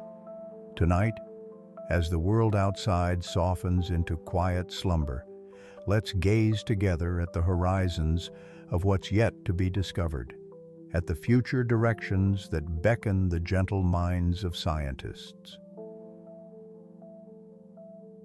Imagine, if you will, the human brain as an intricate, sprawling galaxy filled with billions of sparkling stars, our neurons, all connected by invisible threads of starlight. In the past, our telescopes were powerful, yet sometimes the faint glow of déjà vu was too subtle, too brief to capture in its full brilliance. But now, new instruments, more sensitive and precise, are being designed and refined, allowing us to peer deeper into this cerebral cosmos than ever before. One of the brightest constellations in this future exploration is the continued refinement of neuroimaging techniques. Think of advanced fMRI or functional magnetic resonance imaging, not just as a static camera, but as a living, breathing map that updates in real time, charting the currents and eddies of brain activity. Researchers are dreaming of techniques so swift and sensitive that they can pinpoint the exact moment a spontaneous déjà vu arises, catching its neural signature as it unfurls, like a delicate flower blooming in slow motion. Instead of waiting for a person to report an experience, after it has happened, we might soon be able to see the unique neural pattern as it first flickers into existence. This is a monumental shift, allowing us to move from studying the echo of déjà vu to observing its very birth. We're talking about resolutions so fine they can almost differentiate between the whisper of a familiar memory and the sudden spark of an anomalous recognition. The future here lies in distinguishing the specific neural networks that misfire or re-engage in an unusual sequence. During a déjà vu event, perhaps even pinpointing the specific interplay between memory retrieval areas, like the hippocampus, and decision-making centers in the prefrontal cortex, when they momentarily fall out of sync. Then, there are the silent sentinels of brain activity. EEG, electroencephalography, and MEG, magnetoencephalography. While fMRI shows us where the action is happening, EEG and MEG can tell us when, with incredible temporal precision, down to milliseconds. In the future, these technologies will be like maestro conductors, listening intently to the symphony of brainwaves, seeking out the subtle changes in rhythm and harmony that precede, accompany, or follow a déjà vu. Perhaps there's a distinct signature wave, a particular frequency or pattern of neural oscillation that emerges just as the feeling of already seen washes over us. Picture identifying a unique neural rhythm in the temporal lobes, those ancient parts of our brain so vital for memory that signals the momentary entanglement of familiarity and novelty. This kind of research might help us unravel the precise sequence of neural events that conspire to create the illusion, offering a timeline of the brain's internal misdirection. Beyond merely observing, some intrepid explorers are daring to gently interact with our brain's delicate machinery. This brings us to neuromodulation techniques like transcranial magnetic stimulation, TMS, and transcranial direct current stimulation, TDCS. Picture these as tiny, gentle tuning forks, capable of sending whispers of electrical or magnetic energy to specific brain regions. In the future, researchers hope to use these tools not just to study déjà vu, but potentially to induce it in a controlled setting, or perhaps even to prevent it. By carefully stimulating or inhibiting areas like the rhinal cortex, known to be crucial for processing familiarity, or the prefrontal cortex, which plays a role in monitoring and verifying our memories, scientists might be able to subtly nudge the brain into or out of a déjà vu state. This isn't about manipulating the mind, but about understanding its intricate balance. It's like a careful musician adjusting the strings of an instrument to understand how each contributes to the overall melody. Such controlled experiments could illuminate the causal links between specific brain activity patterns and the subjective experience of déjà vu, moving beyond mere correlation to true understanding. But the brain is more than just electrical signals and blood flow. It's a vast network of information, and that's where the shimmering promise of computational modeling and artificial intelligence steps onto the stage. Imagine building a digital replica of our memory systems, a sophisticated simulation that can learn and evolve.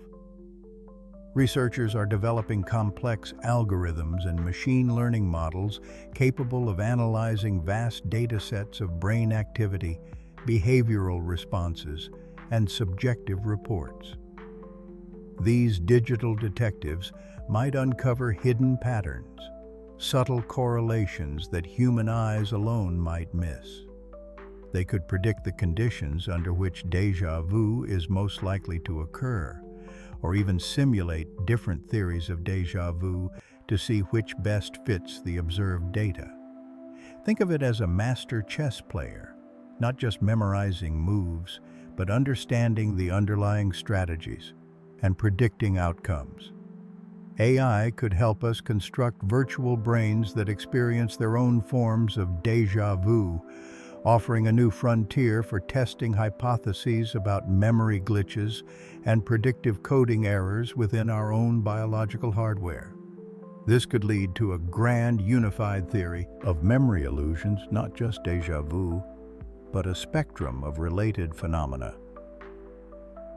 Our understanding isn't just about the mechanics of the brain, it's also about the fundamental ingredients that build it and the chemical messengers that allow it to communicate. Future research will continue to delve into the intricate world of neurotransmitters and genetics. Are there specific chemical imbalances, perhaps subtle fluctuations in neurotransmitters like dopamine or acetylcholine, that make an individual more prone to experiencing déjà vu? This line of inquiry often draws insights from studies of conditions where déjà vu is more common, such as temporal lobe epilepsy, where specific medications can alter brain chemistry. by studying how different pharmacological agents influence the frequency or intensity of déjà vu-like experiences in controlled settings. Researchers hope to uncover the precise biochemical pathways involved.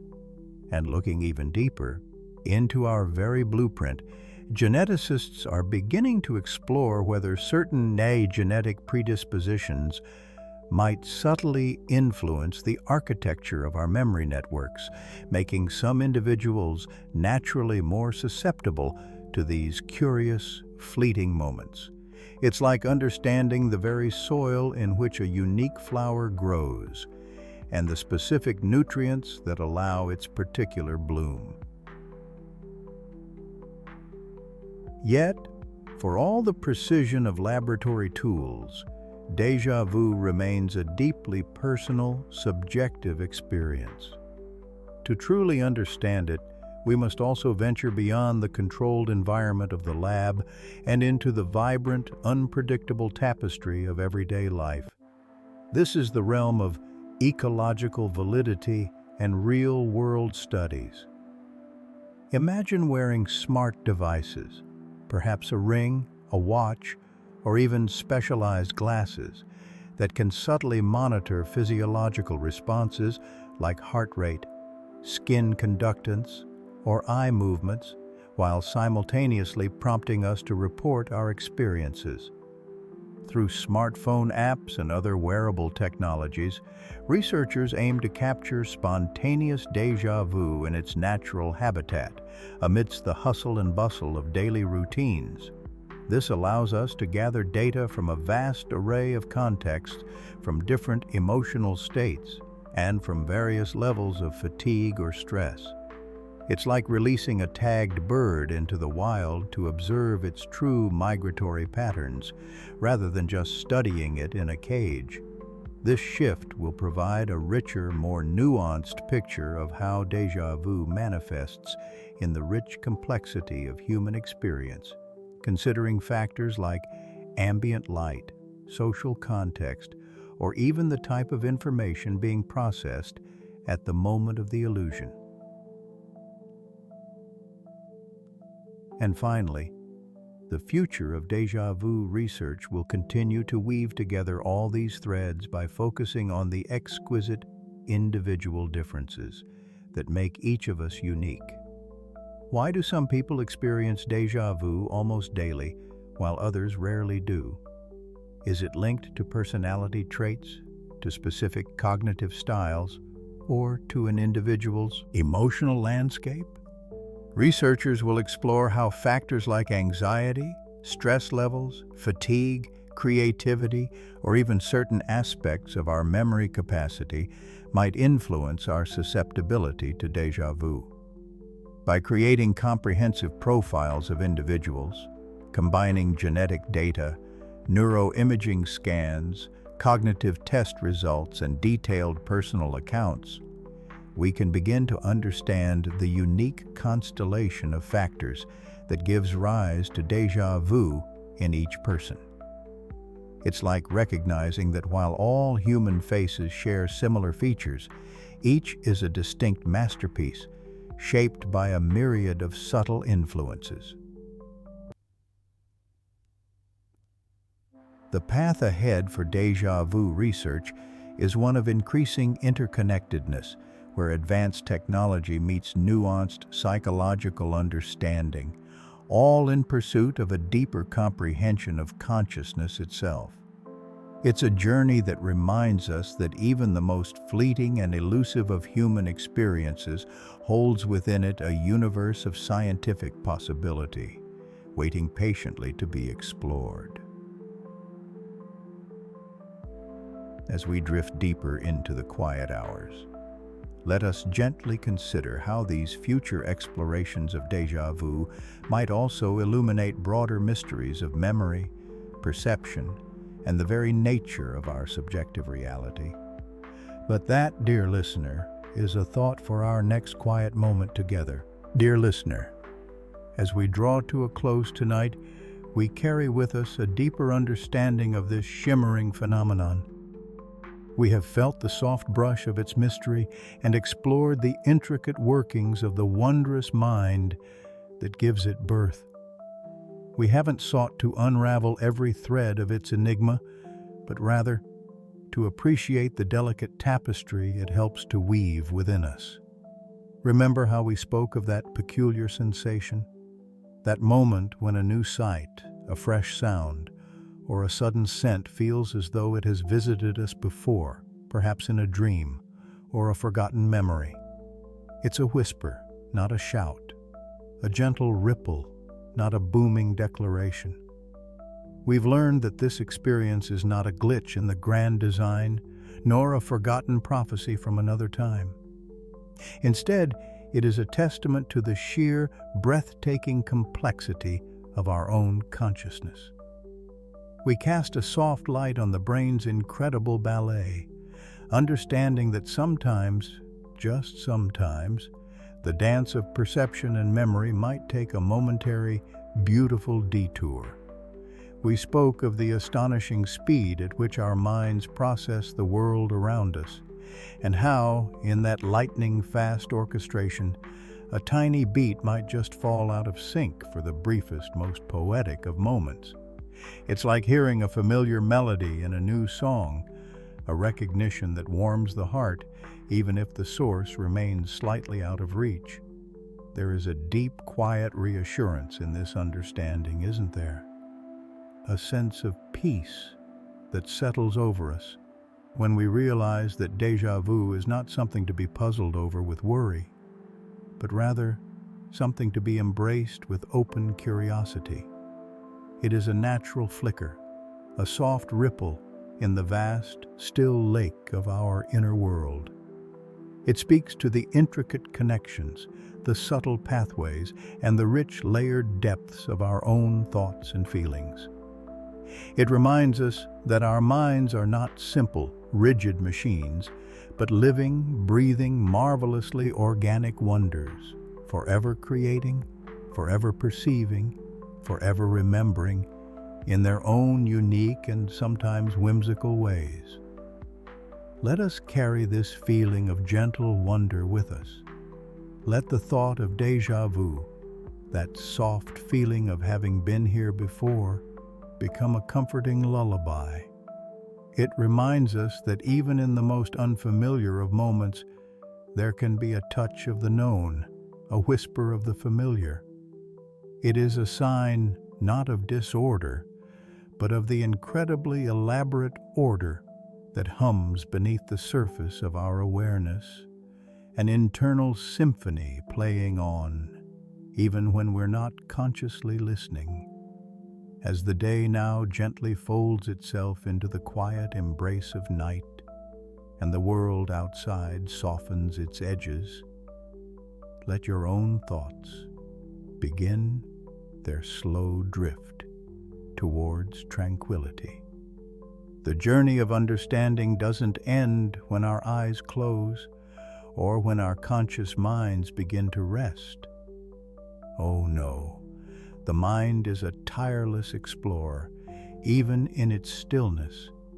It continues its wondrous work, weaving together threads of memory, fragments of perception, and the silent dreams of all that might be. And as you prepare to cross the threshold into the peaceful realm of sleep, think of déjà vu not as a riddle unsolved, but as a beautiful secret shared by your own incredible mind. Imagine your dreams as soft, misty landscapes where perhaps a tree you see will feel familiar even though you've never seen it before, or a whispered word will carry an echo of something deeply known even if it's entirely new. For in dreams, the boundaries soften, and the familiar and the new often dance together in a ballet of profound tranquility. So, let the gentle mysteries of your mind and the quiet comfort of this moment envelop you. Close your eyes, my dear listener. Let the peace of this moment and the wonder of your own being carry you away. Sleep now, with a heart full of gentle curiosity and a mind at profound peace.